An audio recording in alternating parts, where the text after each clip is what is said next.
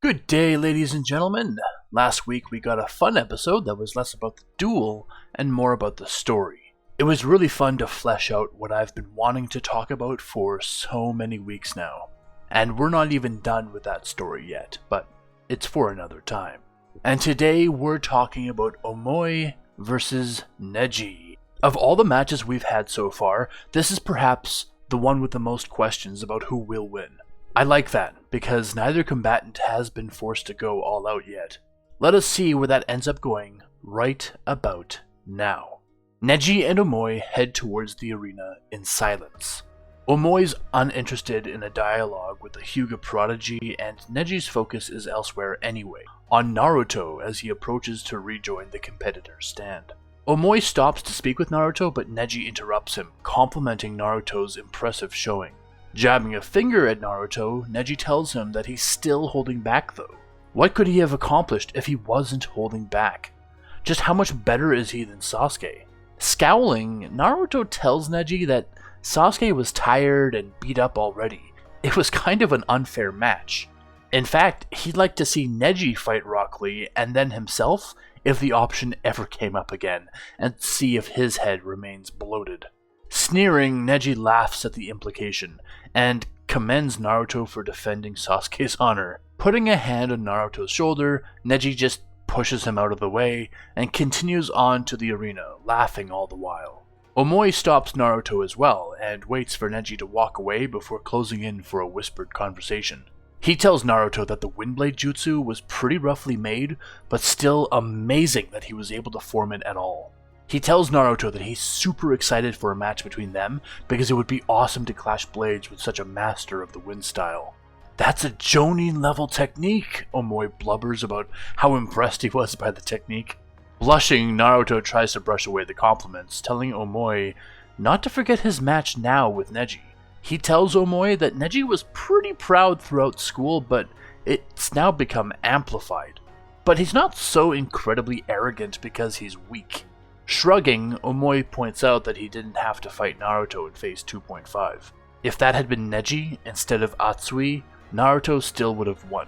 Giving him a half-hearted smile, Naruto offers good luck to Omoi before continuing up to the competitor stand, where now only Gaara remains. Entering the area, Naruto finds Gaara standing directly in his way, causing a rumbling from the fox. Naruto is finding greater and greater dislike in this constant effect of the fox, and asks Gaara what he wants. Gaara repeats that he needs to bow to the beast. Naruto shrugs and says that doesn't mean anything to him. Gaara tells Naruto that they're nothing but delicate vases on the brink of falling and breaking. It's only by the grace of the beasts within that they're not utterly destroyed. But if they bend to their beasts, they'll be afforded the grace of a cushioned fall, and their proverbial vases wouldn't break. Angry that Gaara is assuming his own struggle, Naruto tells him that the fox isn't in charge. He's in charge. Unblinking, Gaara tells him that the truth will reveal itself when they face each other. When the fox wants to win, it will destroy Naruto if it has to. And Gaara's never met another host before. He'd rather Naruto isn't consumed by the endless hatred boiling within. Anger dissipating, Naruto realizes that Gaara is trying to look out for him. He tells Gaara that his seal doesn't allow the fox to just take control of him at the drop of a hat. And it's this news that confuses and concerns Gaara, and he looks out at the Kage seats for a few moments. He tells Naruto that he'll do whatever he can to keep the beast subdued before going to the balcony and ending the conversation. Naruto knows that his seal isn't the typical type of seal used on tailed beasts. Maybe that's why the threat of the beast for him is sort of different. Opposite the competitor's stand, on the other side of the arena, there's a similar stand for the losers of the competition. Those who were tended to by medical staff are also sitting here to enjoy the remaining matches. Sasuke watches Omoi and Neji enter the arena, wondering whether Omoi stands any chance at all. He was hoping, almost against hope, to beat Naruto and then pull out a win against Gaara just to have his chance at Neji. Regretful, he decides his match with Neji will have to wait for another time. Sasuke shuffles slightly, surprised by the sudden appearance of Sakura beside him.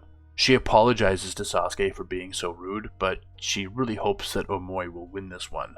Neji treated her like a joke in their match, and to add insult to injury, they continued their match when she should have won. Her fists clench as she struggles to hold back her frustrations, openly complaining that Lord Fourth should not have intervened. She did everything right, and all that happened was that she was punished for her utmost effort. But she's not about to beat up the Hokage for his transgressions, so the least she can hope for is that Neji gets his. Chuckling, Sasuke glances at Sakura and notices her red eyes. She was obviously upset with herself in private, humiliated in front of the whole village, and everyone she looks up to, just because they wanted to see Neji go through. She really wanted to win. He revels in the rage that she keeps hidden away, and his Sharingan unwittingly activates. The pleasure he would get from putting Neji in his place. Taking a breath, Sasuke remembers where he is and composes himself. He tells Sakura that Neji losing definitely wouldn't be the worst thing in the world. It just sucks that he's not going to be the one to beat him. If only Naruto hadn't been late, he could have fought and beat him already. Sighing, Sasuke admits that Rock Lee was way more than he bargained for, and Naruto had so many tricks he'd never seen before, it was just too much altogether. Sakura sighs miserably, admitting that Naruto probably would have beat her too, but Sasuke shakes his head. Naruto's akin to being powerful in a pitch-black world. He doesn't really counter anything, he just throws punches. If Sakura put any level of genjutsu on him, it would almost be an automatic win. In an attempt to further lighten the mood, Tenten sidles to the railing beside Sakura. She tells them that she got a real sense that Omoi wasn't even near to trying his best against her.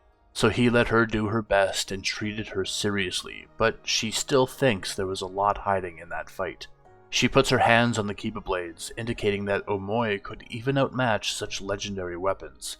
Pushing in beside Sasuke, until the four of them are squished onto the same railing, Rock Lee expresses uncertainty that even his own taijutsu would stand any chance against Neji. With all of the free space to himself on the second railing, Shino suggests that perhaps Neji is so arrogant because his strength already rivals what they'd expect from a Chunin. He could just be a step above them all naturally. But with such incredible talent, his arrogance has built so many blind spots. It's ironic that he wields the Byakugan and continues to be caught in jutsu that he should never find himself in the first place. After all, the Hyuga are amongst the hardest in the village to fight because of their particular ability to answer any jutsu style.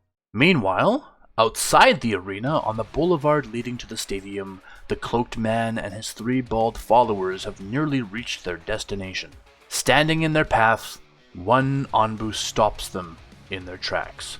Looking into the woods on either side of the path, though the others are unseen, the hooded figure calls out the other two Anbu that are flanking him. He forgoes any attempt at deception and tells them that the Leaf can't afford to lose 3 elite Jonin while they're on the brink of all-out war. The Anbu regard him in silence, and the one standing in his path throws one kunai with a single shuriken behind it at him. For every foot through the air that the kunai travels, it splits until it's hundreds of kunai upon reaching the intruders. A bald man steps in the path of the multiplying kunai and raises an earthen wall. As the kunai touch the wall, they all transform into explosive tags that stick to its surface. They explode and cloud the wide path in fire and smoke. Meanwhile, the shuriken that was thrown just behind the kunai had also multiplied into hundreds as they zipped through the smoke to the now exposed intruders. One bald man falls, having apparently used his body to protect the others. Brandishing a scroll, the lone Anbu conjures twin swords from it, the Kiba blades. In the loser's stands, Tenten notices her swords vanish, and know that someone else stronger in the village has called upon them. She just sighs with relief that it didn't happen while she was fighting. The swords are small in his hands as he dives freely into the smoke to fight blind, and the bright lightning from the blades light the cloud up. As the smoke clears, he's already brought down a second bald man. The cloaked man utters annoyance that the Anbu in his way is so capable, not even needing their allies for help. He didn't expect such resistance, and he knows the leaf has at least a couple dozen Anbu.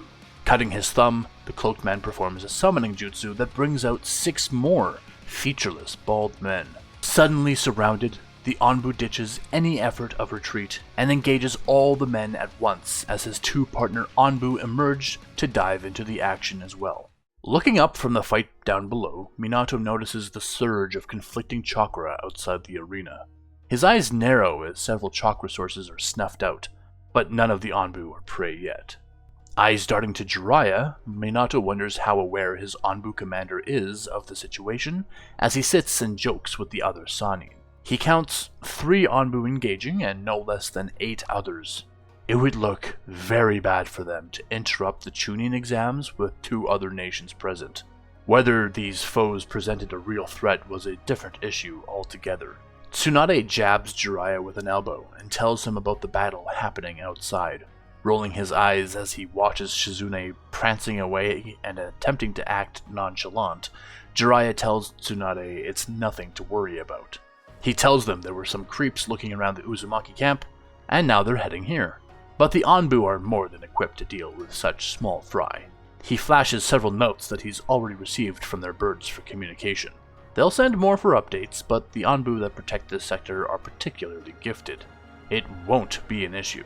Orochimaru asks him who they are and what do they want. Shrugging, Jiraiya tells him that he doesn't really have any concrete ideas. He instructed the Anbu to take at least one alive so they can interrogate. He also tells them that several of the men look eerily similar to the man Ibiki and Inoichi were interrogating. Like they're part of a cult, forced to wear the same clothes and shave their heads. Rolling his eyes, Orochimaru tells Jiraiya that if this gets out of hand, he won't be helping to fix it. The second Anbu to join the fray activates his rotation on contact with the intruders, forcing them all away, scattered and disoriented. If these masks ever threatened the visual acuity of the users, it wouldn't have an effect on this clearly Hyuga Anbu. As he lands to regain his composure, the Hyuga Anbu conjures 4 shadow clones of himself. These clones leap from the shadows of nearby trees, and out of the conjurer's own shadow. Though they appear for an instant as shapeless black masses, they quickly gain form and appearance of the ninja that made them. Without skipping a beat, each clone stands beside their conjurer and begin weaving hand seals in tandem. As the bald men recover from being thrown around, they collapse back to the hooded figure to protect him. Finishing their respective jutsu, each clone and the conjurer blasts out a different elemental breath. Fireball jutsu, waterfall jutsu, landfall jutsu, wind wall jutsu, and ball lightning jutsu. All jutsu of the same style, simply taking on the forms of different elements. As they travel, the elements combine with each other, as the wind emboldens the fire, and the water emboldens the earth. A great elemental calamity descends on the intruders, erupting in a vast explosion that sunders the walkway completely.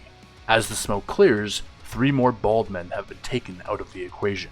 Clicking his tongue in frustration at the Anbu, the hooded man performs yet another summoning jutsu, and brings forth 8 more unmarked bald men. The third Anbu appears amongst the crowd of intruders in a flash. Throwing several kunai at the men around him, the man vanishes and reappears as quickly as anyone can blink, and before the hooded figure can curse him, half the bald men fall. Leaping to evade the third Anbu, the hooded figure directs one of the bald men to conjure a sphere of earth to buy him time.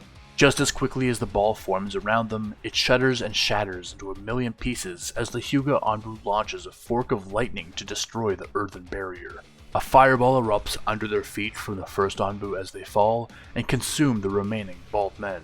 Landing alone now, the hooded figure dives out from the falling bodies and charges the Hyuga Anbu with the shadow clones. As he runs, he conjures 3 more bald men to cover his tail. As the shadow clones attempt to strike him, he appears to vanish and reappear instantly, just out of their reach, successfully evading every strike. Coming into range of the Hyuga Anbu, he swings with an armored fist and smashes the mask free from the man's face, revealing his raging Byakugan. Forming several quick hand seals, the hooded figure suddenly starts hissing in an unexpectedly high frequency to aid his thick genjutsu spreading across the battlefield. Looking around at his fellow Anbu, the Hyuga Anbu notices that everyone, including himself, have become replicants of the same featureless bald men. The Hyuga Anbu carefully surveys the area for what may come next, unperturbed by the new situation. Appearing behind the crowd of bald men, the first Anbu begins weaving several hand signs, starting with the tiger seal. Relying on the expertise of his partners to survive his blast, the first Anbu conjures a great fireball jutsu with the fullest intent of hitting everyone. The Hyuga Anbu splits the fire's path when it comes to him, but the others seem to get caught in the blast. After the fire is cleared, the genjutsu has been dispelled by the chaos. The three Anbu turn around to see the hooded figure attempting to bypass them. Without skipping a beat, the first Anbu leaps into his way, and the third appears instantly in his path. Snarling at their persistence, the hooded figure weaves a few signs, and then seemingly shudders around them as if he were within a failing genjutsu. When they swing to strike him down, he seemingly glitches into their blind spots and suddenly strikes them down. The Hyuga Anbu tilts his head in wonder. If this man was capable of that this whole time, why did he wait until his bald followers were defeated first? Removing the masks of the fallen Anbu, the man grins at his spoils, muttering, "One namikaze and one uchiha." The Hyuga Anbu charges him in these moments, his mission still in full swing. Striking the hooded man in the back, the Hyuga is stunned that the man has vanished and reappeared behind him. This movement is not like the namikaze's hiraishin. It's almost as if the man's... Before the Hyuga Anbu can finish his thought, the hooded figure appears in his own blind spot and strikes him down. In an instinctive act, the Hyuga activated his rotation in the last moment, redirecting the man's deadly strike. Standing over the third fallen Anbu, the man forgoes executing him for his mission at hand. Leaving a shattered walkway and the corpses of all of his followers, and the corpses of at least two Anbu, the man continues on to the stadium alone. And that's the end of today's episode. Sorry for leading you all astray. Neji vs. Omoi will be on Monday. I actually initially meant to loop these two videos together, but now that I'm back to 2 videos a week, I just don't have the time to bust out 30-minute episodes every single time. There's a lot coming, but what will it mean for our remaining competitors? What's the hooded man planning? He defeated several powerful Anbu after a pretty powerful showing from them. Who is he even? I think all of these questions will have their answers very soon. Until then, the sky's the limit.